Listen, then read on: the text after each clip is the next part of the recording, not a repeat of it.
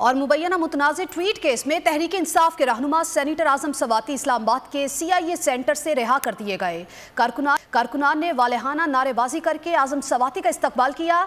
इस्तकबाल करने वालों में शिबली फराज, फवाद चौधरी, हमाद अजहर और दीगर रहनुमा भी शामिल थे। इस्लामाबाद हाई कोर्ट ने गुज़श्ता रोज उनकी जमानत मंजूर की थी। 2 लाख रुपए के जमानती मुचलके जमा कराने पर उनकी रोबकारी जारी की।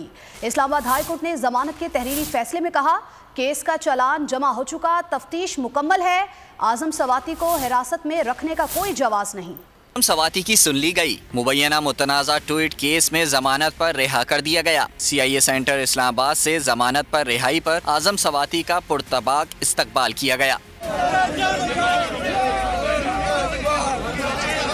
कारकुनों ने वालेहाना नारेबाजी की, गुलपाशी भी की गई। शिबली फराज, फवाद चौधरी, हमाद अजहर और दीगर रहनुमाओं ने आजम सवाती को गले लगाकर मुबारकबाद दी। इस्लामाबाद हाई कोर्ट ने गुज़िश्ता रोज आजम सवाती की जमानत मंजूर की थी। आज 2 लाख रुपए के जमानती मचलके जमा कराने पर उनकी रोबकारी जारी की गई। इस्लामाबाद हाई कोर्ट ने जमानत के तहरीरी फैसले में कहा कि केस का चालान जमा हो चुका, तफ्तीश मुकम्मल है, आजम सवाती को हिरासत में रखने का जवाज नहीं। 8 सफ़ात पर मुश्तमिल फैसले में कहा गया कि अगर आजम सवाती जुर्म को दोहराएं तो फरीकैन जमानत मनसूखी की दरख्वास्त दायर कर सकते हैं।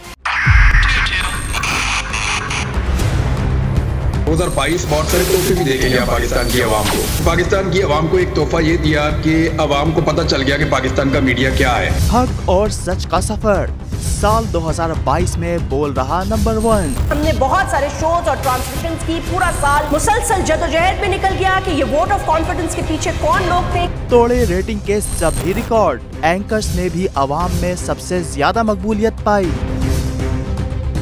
और सोशल मीडिया पर भी बोल रहा सब पर भारी। सब्सक्राइब करें और बेल दबाएं ताकि कोई खबर रह न जाए।